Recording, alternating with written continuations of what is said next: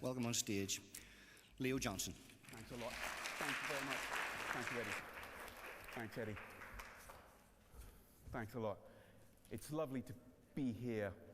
I was totally sort of nailed or outed by Susie when she said that you would recognize me because of et cetera, the Mayor of London thing. And I want to completely correct that thing that she said, because it is not true what she said, because I do not resemble him in any way at all. And if you think that, you are ill, you are wrong, you are completely wrong. There is no resemblance in any aspect or thoughts or anything. In fact, there is one, I was the only one in my family, and I just saw Kathleen there, who looks like my sister, so this whole thing is completely coming back to haunt me. I am the one in the family who was born with this missing gene, which is the gene for self-publicity. I can't be asked to do it. I don't tweet, I don't write articles in the newspapers, I just generally can't be asked to do it. So I know that I am different. That there is no, anyway, it is true, and there is no upside to it at all.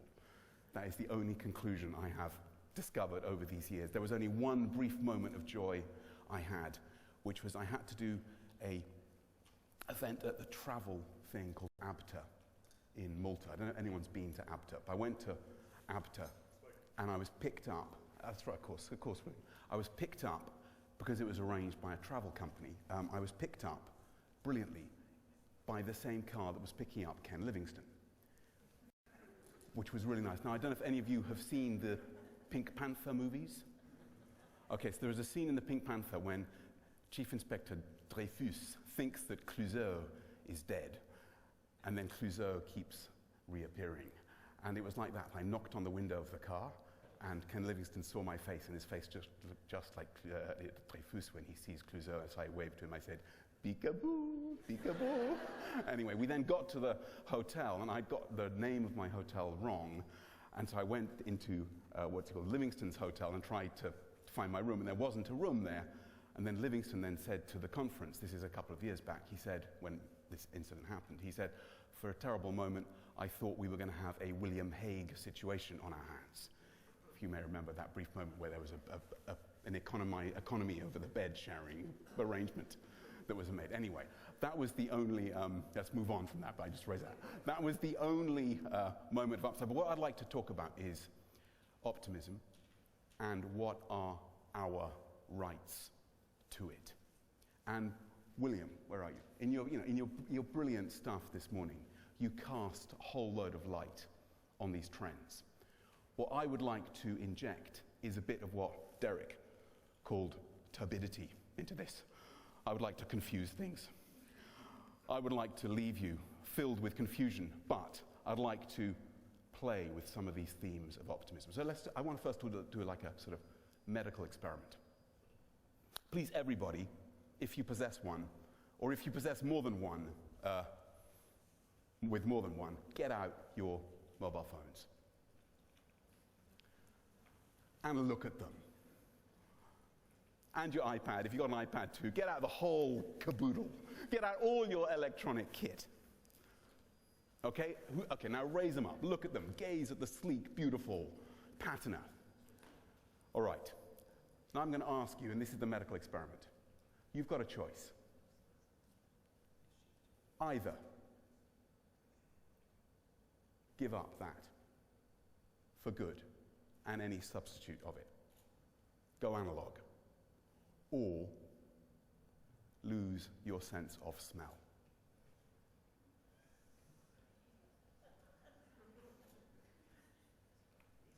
Okay? I want you now to give me a totally honest answer. I want to eyeball you, and I want some honesty here. Raise your hand if you would rather give up your phone. Okay, all of you who've raised your hand, please give your phone to your neighbor now.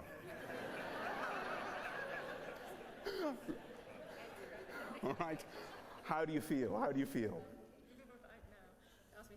Give me her phone, give me her phone. Give me her phone. I'm just downloading some stuff on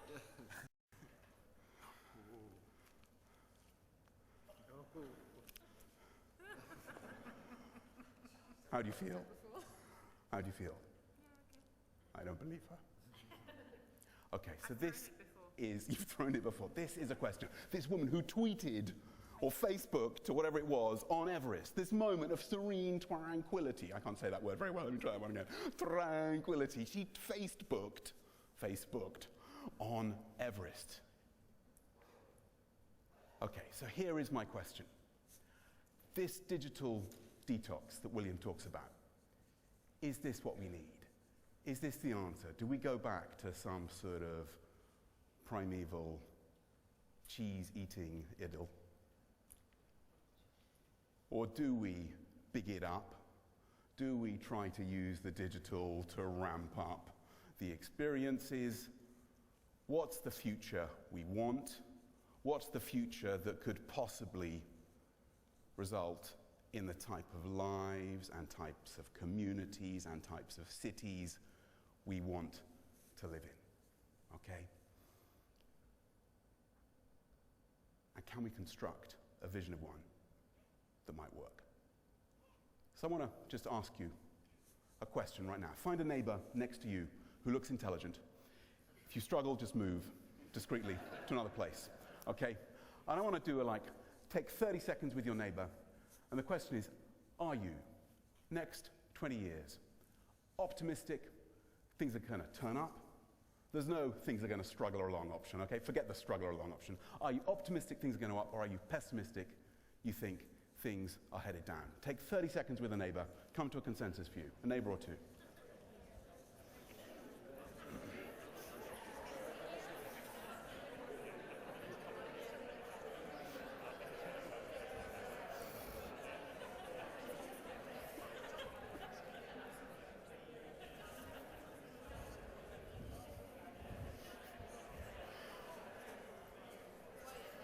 It's yours.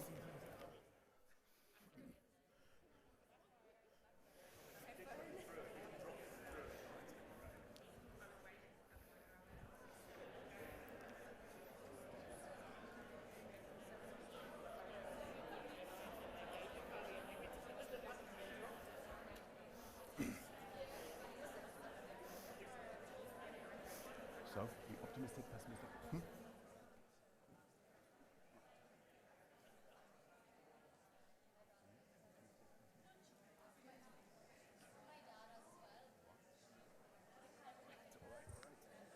Okay, let's hello. Let's get a sense in this room. Hello, hello. Let's get a sense in the room. The pessimists, raise your hand. We got some serious problems. We're going to start heading downhill. Oh, that is a beautiful experience.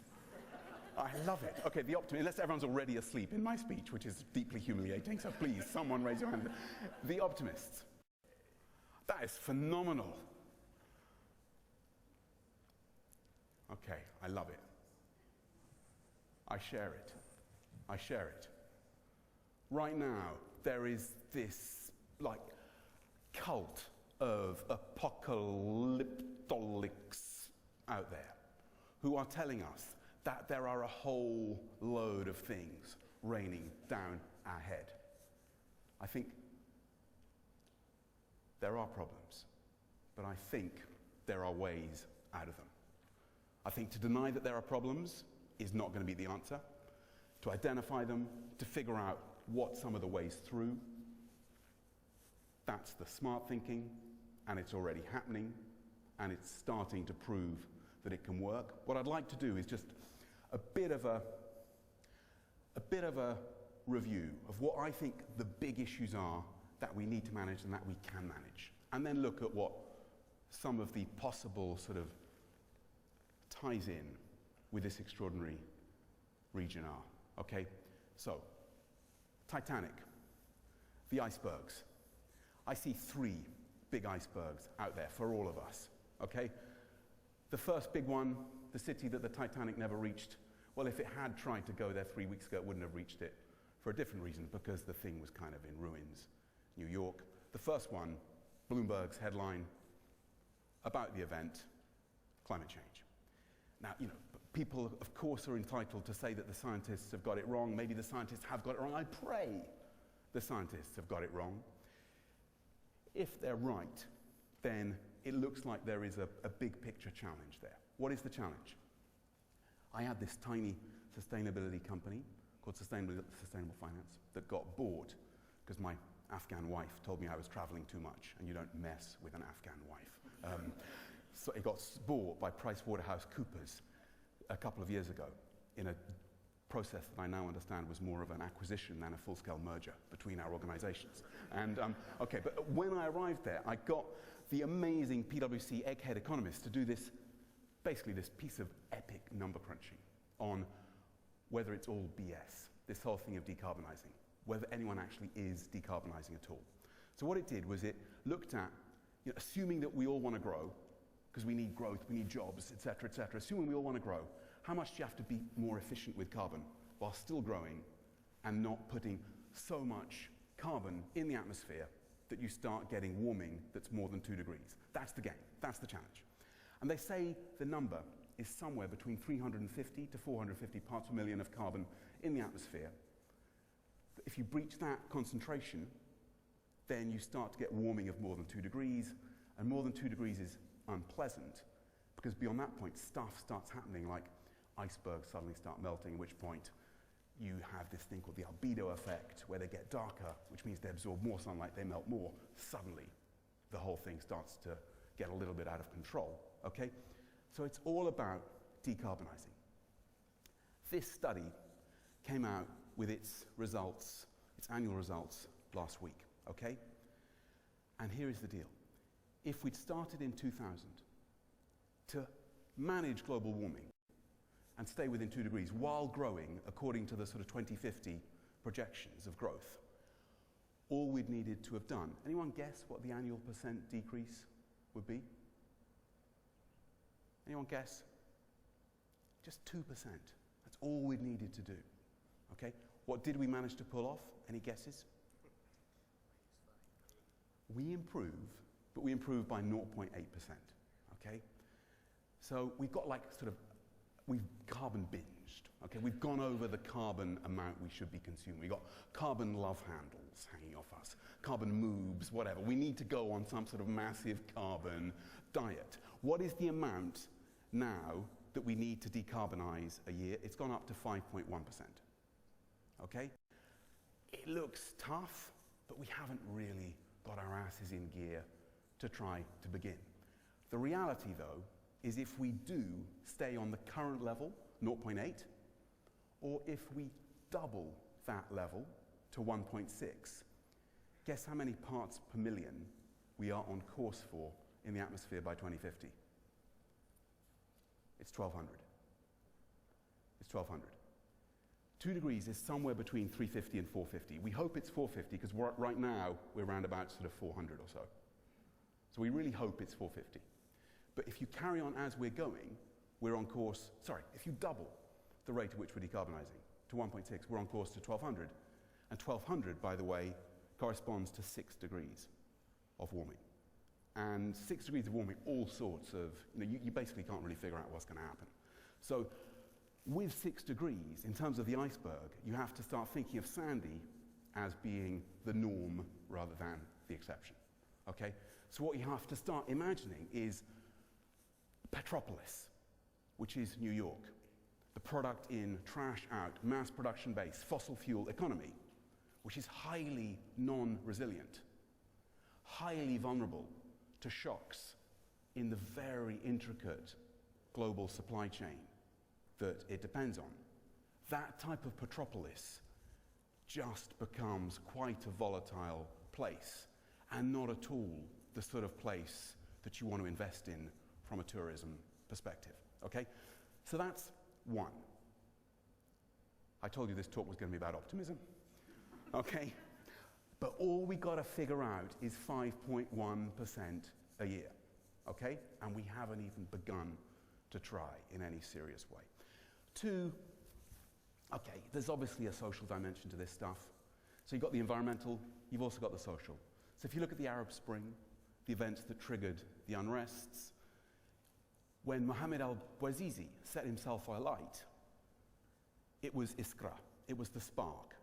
And of course, one of the things that triggered it, though this is hyped, was the Twitterization, the Facebook, the use of the social media.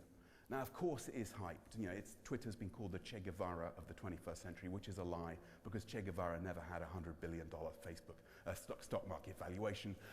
But what you've got is the potential for social media to present an overlay where it doesn't drive the discontent, but it can create the cohesion of a body that can get together, as it did in the Arab world, to challenge the legitimacy of the state and create political unrest.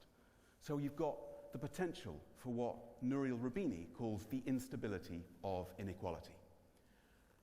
Now, with that potential for the instability of inequality on the social side, layer on urbanization, layer on unemployment, layer on demographics, where you've got a whole load of unemployed youth in cities where they're potentially connected to each other socially, where they're facing, because of climate change, rising food prices, which was the initial thing that was the problem for Mohammed al-Bouazizi and the reason why he set himself on fire. What you got is two megatrends there, the environmental and the social, that interplay. Play in the final megatrend, the final iceberg, which is the economic. What you've got, of course, is governments that are pretty cash-strapped, in the West, at least. Governments that right now don't have the cash to go in and invest in some of the new technologies that might get us out of some of this mess, and are instead looking for some of the cheaper fossil fuel alternatives that, in fact, might hook us in and keep us locked in to exactly this scenario, okay? So those are three megatrends that come together. And the pessimists, you know, they talk about sort of interlocking, interdependent spirals that it's going to be very hard to get out of. Why do I think they're wrong? Change of gear here, and I will stop being so acutely depressing. So right now we're looking for growth, yeah? We're looking for jobs. We're looking for disposable income, vibrant communities. Is there anyone not looking for that? Okay. I think there is reason for optimism. Why? You look at the last 150 to 200 years. There have been what the economists call these great surges of development, when growth doesn't go up by a piddling 1 or 2%. Growth just goes up through the roof. What's going on? It's when two things come together. When a new energy source combines with a new distribution source, which means that new people get new powers to do new things that boost their lives, boost their capabilities, boost growth.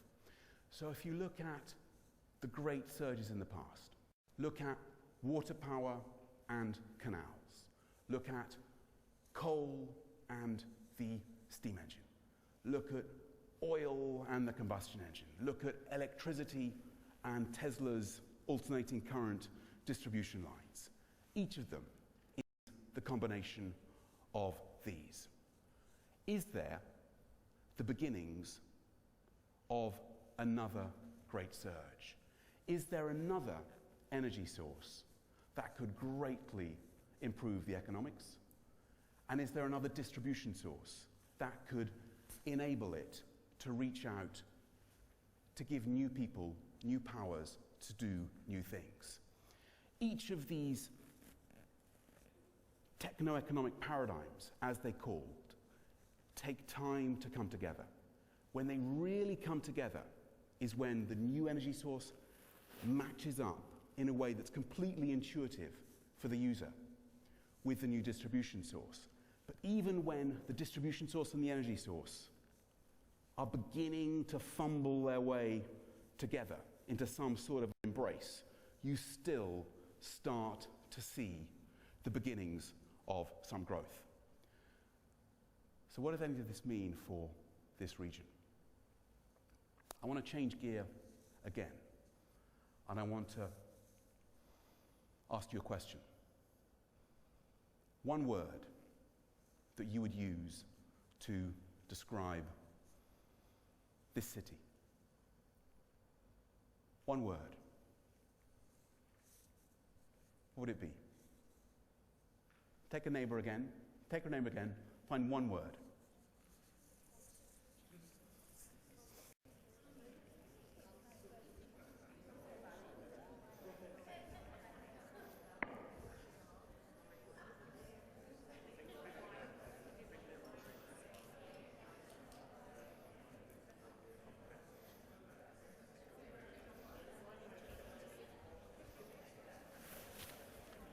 Okay, let's hear some words. Just call out some words, and then I'll give you the word, because I just went for a little mini tour, and I'll give you the one word that came to me. So let's hear some words. Pride. Pride, I love it. Brave. Growing. Evolving. Positive. Fun. Spunky, I love it. What else? Progressive. Vibrant, smart. All right, you want to know what my word? Guess what my word would be? Iconic? Titanic? No. Okay. I'll tell you what I did. I'll tell you what my journey was. I only had a couple of hours. Walked down, I took a cab to, past Queens, down to the Crown pub, which was gorgeous. Sat there, loved it. The old gas lights, the match plate, etc., the privacy booths, complete, by the way, with some nice security cameras to violate the privacy booths. Oh, excellent. Saw the Europa Hotel. My taxi driver, by the way, had said, you must see the Europa Hotel, the most bombed hotel in etc. You know what my word was? And then I went back to the Vagabonds hostel, where the guy said, yeah, we're looking forward to having some protesters on their way to for the G8 summit. We're hoping they're going to be stopping off here. You know what the word that came to my mind was? The first word that came to my mind was hip. Then the second thought, I elaborated on this, was it's actually hipper than hip. What is really hipper than hip is pre-hip, which is something that only the real hipsters find, because they are the hipsters and they are the ones who are curating and creating the content by participating in the process of making this hip. What does it seem to me that this place has got? You never sold out here. No one ever sold out. If there is one thing this place has got, it's edge. It's autonomy. It's autonomy. It's not doing it for the man. It is doing your own thing. It's got the grit in the oyster. It's got the thing which is the essence of what the indie bands, what the whole indie movement, what capitalism is always trying to commodify. It's got that thing. Okay, so if it's got the grit in the oyster, how do you make the pearl out of that grit? How do you bring those two together? I just want to throw in 2 or 3 little examples, just as sort of, little ideas of it. Okay, so one, we've been talking a lot about music. I know, Eddie, your past is in the music business as well. I know there's a lot of music lovers in the room, and I am a stiff little fingers lover. I've got to say that right off, okay? Songkick, okay? This, for me, is an example of the point of inflection that we're at, okay?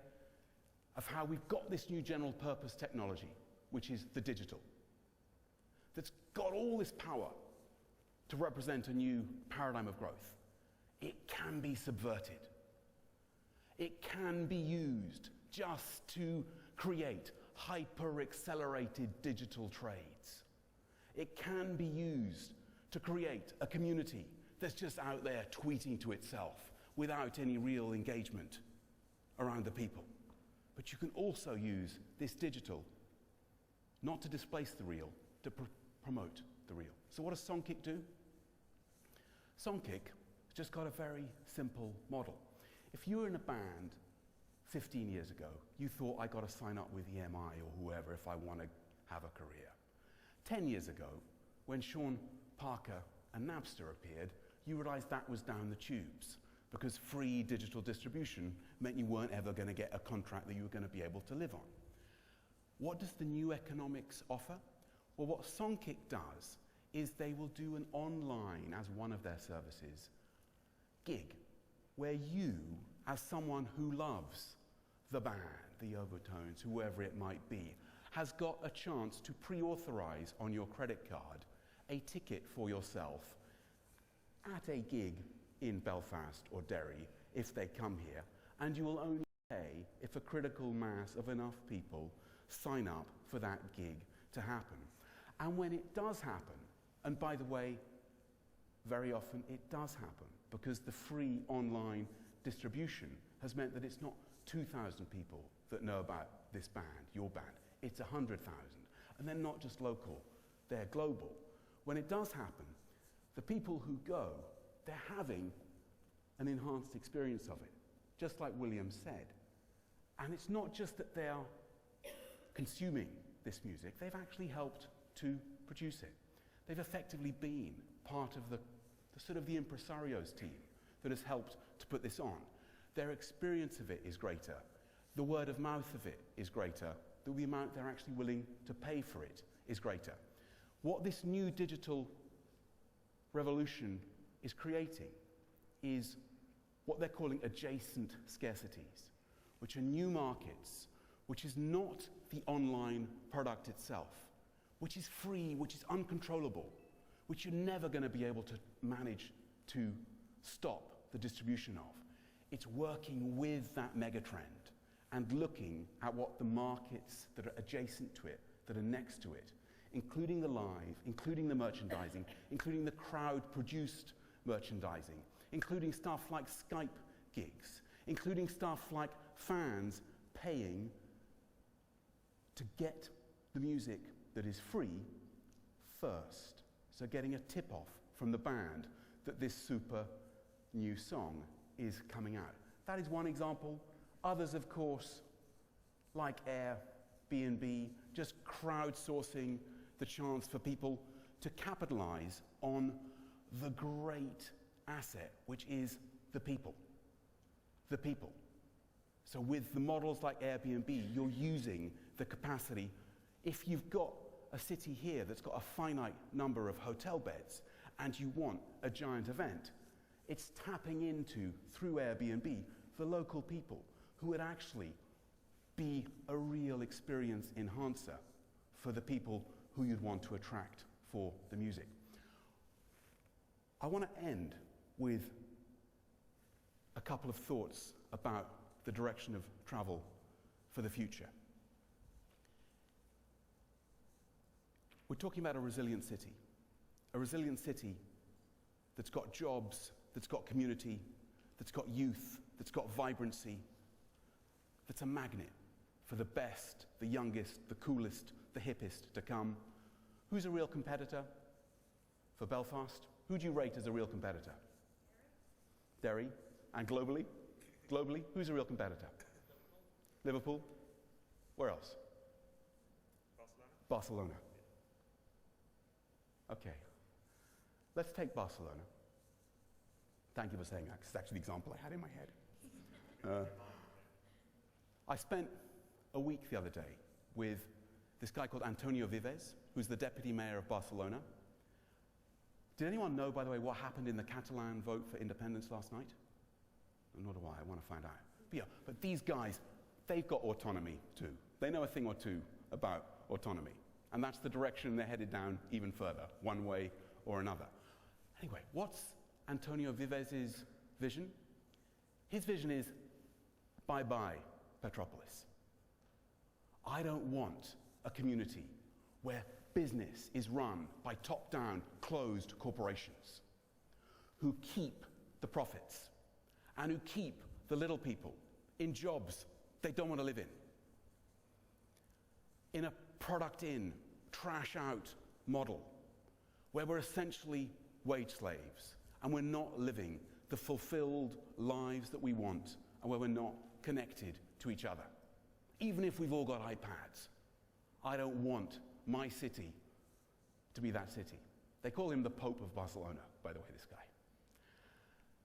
And what is his vision? His vision is this thing he calls the City Protocol, which he's now trying to spread out to 30 cities, which is basically energetic, self-sufficient communities, where you create the smart microgrid.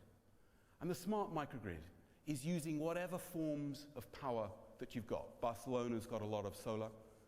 For other communities, it's deep geothermal, it's tidal power, wave power, it's biogas, it's combined heat and power. You use all the renewable sources that you've got, and you use the buildings as power plants. The buildings become virtual power plants. They produce their own energy. They're connected to each other by the internet, what William referred to as the Internet of Things. What you've then got is this capacity for a radical switch to happen, where energy, instead of becoming an increasing drain on people's resources, an increasing cost, Derek, and your energy costs, getting shaved, I think, by a third with your lighting switch, energy becomes an income source.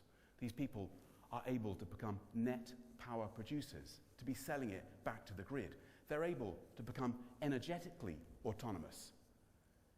But the second thing that happens to them is much more profound.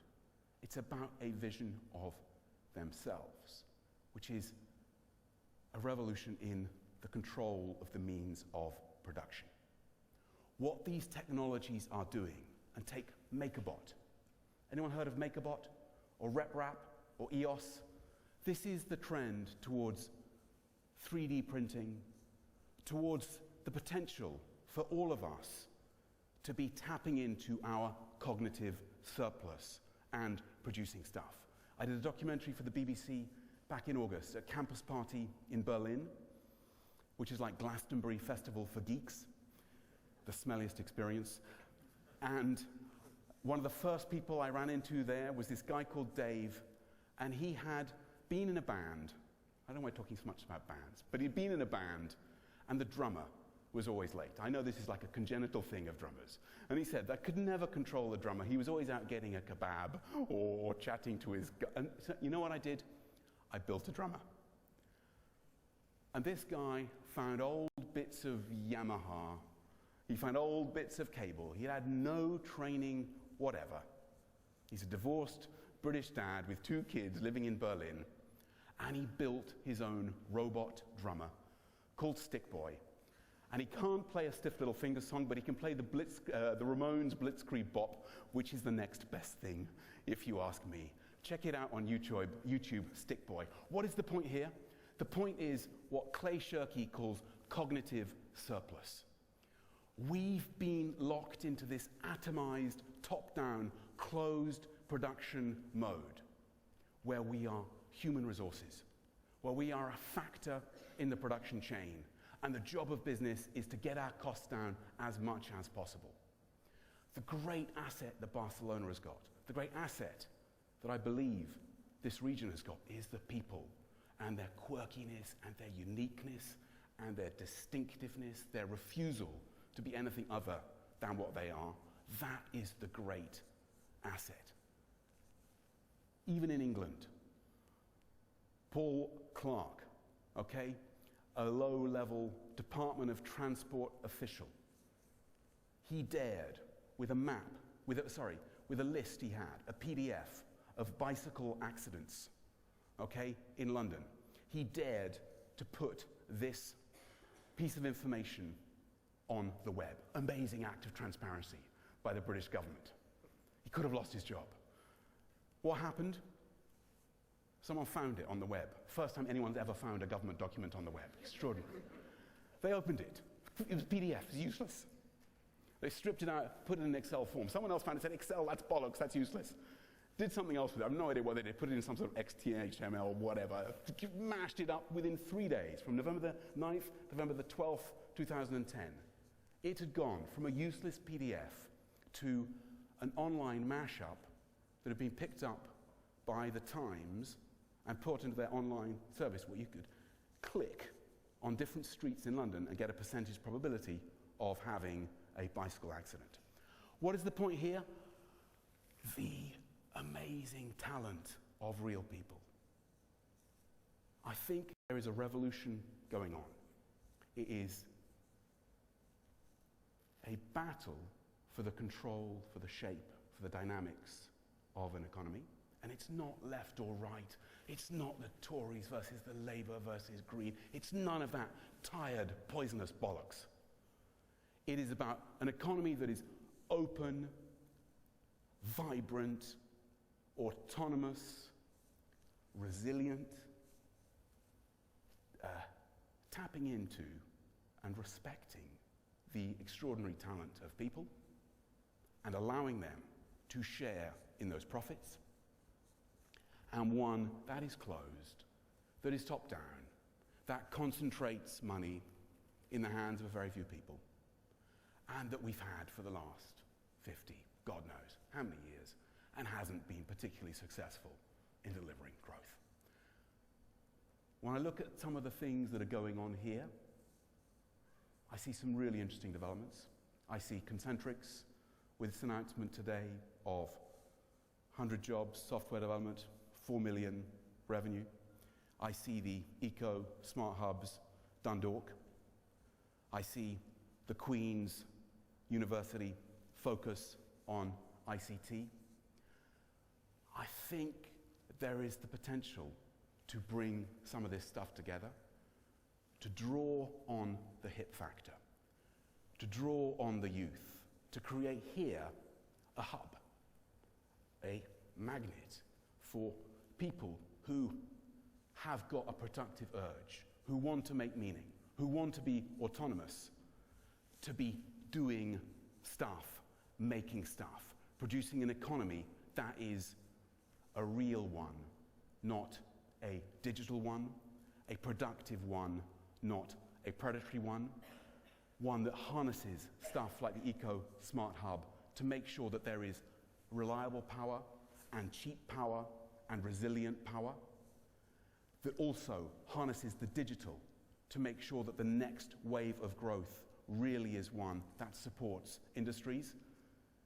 To sum it all up, especially with the label Our Place, Our Time, I think the nature of this revolution is one that for me, and I think it is a revolution, is one that will play in favour of this region. And with that, to any of you who are still conscious at all, thank you very much. Thank you.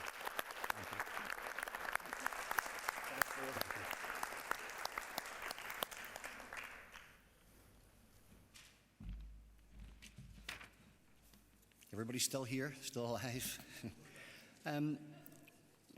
Leo, would anybody like to, sorry Leo, would anybody like to have a questions and answer session with Leo? Would anybody, like a show of hands, have any questions they'd like to ask on the future? Complicated questions to other people, because as you can see, it's very difficult stuff. I'm very happy to try if anyone has got a question. I'd love to have a conversation with anyone who would. Anybody? Now, don't be frightened. I think they're frightened of you, Leo. Yes, or please. There we go. The shyness has dissipated. Sorry, I've got a comment and then I'll try and think of a question. Please don't make it a very My negative comment is that you were absolutely wrong at the beginning. Your hand movements are exactly like your brother's. And question, okay, it sounds a bit absurd. Actually, I can but deal with that. As long as nothing else is similar, I love him. I love him. in Northern Ireland, do you see where we potentially could go with events in using events to, specifically that within tourism, to develop this place? Okay, so why don't you do a massive protest concert around the G8 summit? Using Kickstarter to crowd finance. I know you've got this funding gap. We've got the Diageos and the Cokes. Kickstarter is a brilliant online crowd financing tool. Yeah, so get kickstarted, a crowdsource some protest bands, selling the albums, etc., putting on the events around the Gleneagles with Vagabonds Hostel as well in there with some overflow beds. There you go, there's my first idea. I can come up with better ones later, maybe, or not. Can I just ask you to clarify what you see as the power and what you see as the distribution channel that is in place now? Yeah, well, right now, yeah, all of these things are additive. I mean, the amazing thing is how they just get layered onto each other. So there's still the coal economy, there's probably still the whale fat economy somewhere. Probably we're going to go back to the whale fat economy if we don't sort out some of this stuff. But right now the dominant power source is the fossil fuel economy, for sure. And the distribution of it is, it's really the plane, train, automobile, bringing that mass production, consumption, distribution of goods out to a suburban and urban 1 billion. And it's, I think, what you could call the intensive economy, which is taking this billion, which is a captive market, and doing a sort of foie gras goose effect on that 1 billion, which is just manufacturing and manufacturing and manufacturing demand. A series of goods that have got a kind of slightly random relationship with happiness. Does anyone know what the average number of internet-enabled devices a British student has got is? Take a guess. 4? 9? So it's all about, the iPad 6 changing everything. That's the model. I've depressed you again, I can feel it. Anyone else? Yeah. Hi, you talked about the hip factor sort of being the differentiator for Belfast, but Yes. once you start marketing that, does that not immediately defeat it? Great question. That's exactly what I was walking down the street thinking the challenge was going to be. How do you stay edgy while commercializing it? The only answer to that is it's a good problem to have. It's the right problem to have. It's better than not being hip in the first place. Yeah, so that is the challenge. What's actually, William, can I punt that? Can I punt that to him? He's been deep on this stuff. How would you do it?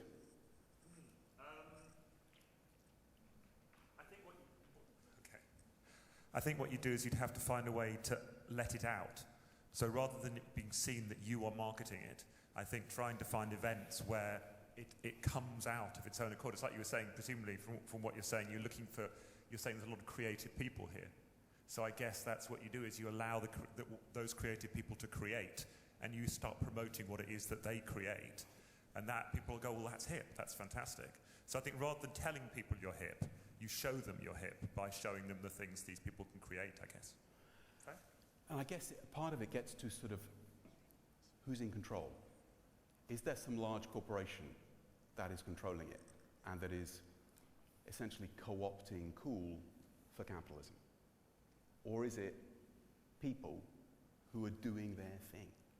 And if it's doing their thing, it will retain its authenticity. There's a very almost incomprehensible, but it's got in my head and I can't lose it, quote from this author I don't really like, G.K. Chesterton. I'm not even sure I've ever read a book by G.K. Chesterton, to be very honest with you. I challenge anyone to manage that. But his quote is, what we need is less capitalism and more capitalists. What does he mean by that? That capitalism is this project. It's like this giant sucking trickle-up project at the moment, where you take resources from generally, poorer communities or places where there are the resources, you process them with labor as cheaply as you can, spit out some waste, generally somewhere poor if you can, dump it there as well, and then the product will generally go to richer people, and the profits, above all, the return on investment, goes to the tiny few that have got the capital that is required to own the factory, to manage the supply chain, to invest, to control. That's capitalism. And what is really interesting is how just the costs have gone down. The barriers to entry are now ankle high. We are all photographers, documentary makers, musicians, amateur astronomers, public health experts, air quality monitors. We are all suddenly democratized and enabled in this stuff. And if we are allowed to share in some of that value that we've created, and why the hell shouldn't we? Why should it be owned by someone else, as laws like SOPA tried to do? Then it's authentic, and guess what? It's sustainable as well.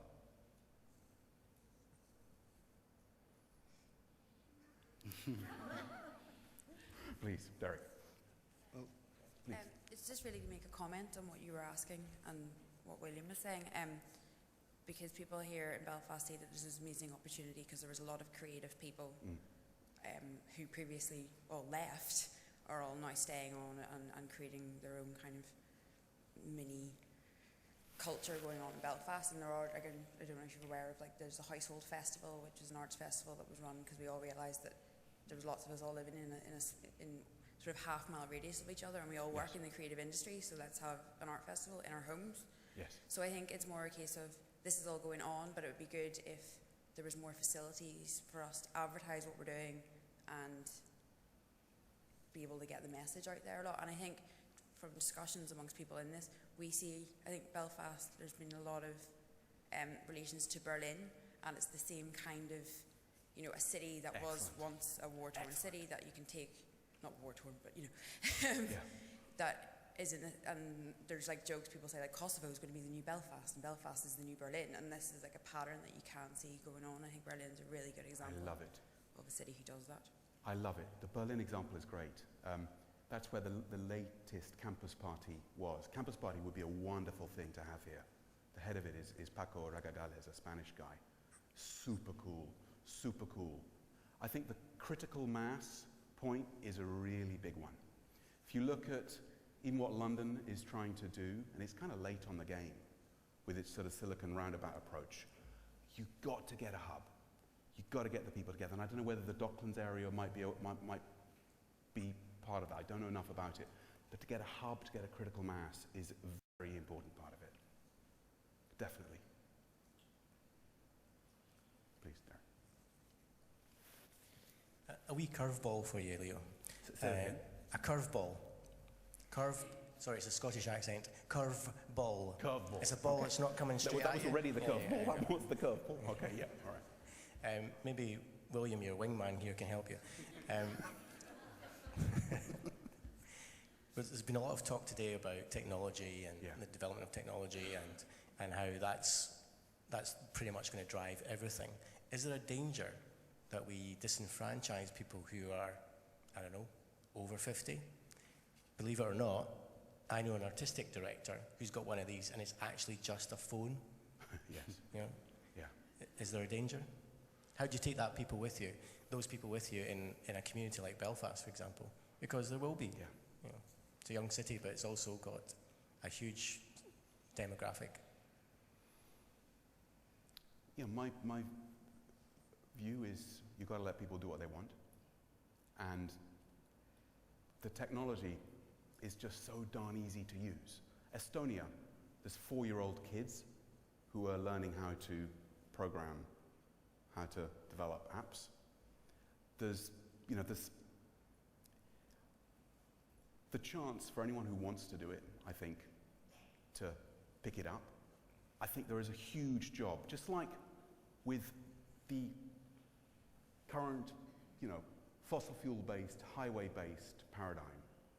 Government stepped in. Government built the highways. Government set the speed limits. Government put in the highway code. Government arranged the processes for the ports. These big rollouts do depend on a critical mass effect. They do depend on government putting in place the infrastructure. You've got to put in place education that gives people a chance. Now, if other people don't want to go that, fantastic. Maybe they can be producing some of the stuff. Maybe others can help them. Maybe others can help them. I was in Turkey with a 60-year-old guy whose job was to hammer out, one at a time, skewers for shish kebab, okay? That was his job. Handmade, hammering skewers. How's he trying to survive right now? His kids have built for him a website so that he can manage to start exporting these. You've never heard of website, Gurshish. Check it out, gurshish.com.tr if you want to buy some. Let people do what they want, but bring them the chance to learn new skills if they want it, and help accelerate their business by using some of it if it can help them.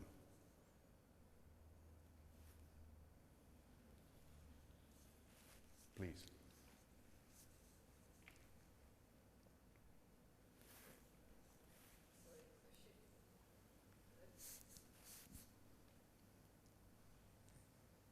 Sorry, I should have said it the last time, Claire Faulkner from the Garden Show Ireland. It was just, I was interested in your question, Derek, because in chatting with William earlier, I was asking, a lot of our demographic at the Garden Show at Hillsbury Castle tend to be, as my godson who's helping me one of the years remarked, goodness Claire, I had no idea there were so many old people in Northern Ireland. And I was interested in what William was saying about the future of events and how we should be marketing them and everything else. And you were assuring me, I can't remember the figures, but you might want to expand on it, that 50 plus market, those guys were actually right into their technology? No? It's the fastest growing, I'll just shout it, fastest growing demographic on social media is the over 55. Clearly not everybody over 55 is going to be happy on that, but I think it's as much up to people who are involved in technology to make technology friendly. In fact, these things, iPads, which a lot of people think are a bit freakish, are actually much better for people who are older, who are not used to computers. Because it's about moving things around. It's not, my mum would much rather have this than something just like a keyboard, which is not used to. So I think finding technology-friendly ways of showing older people who aren't happy with the technology is a good way forward.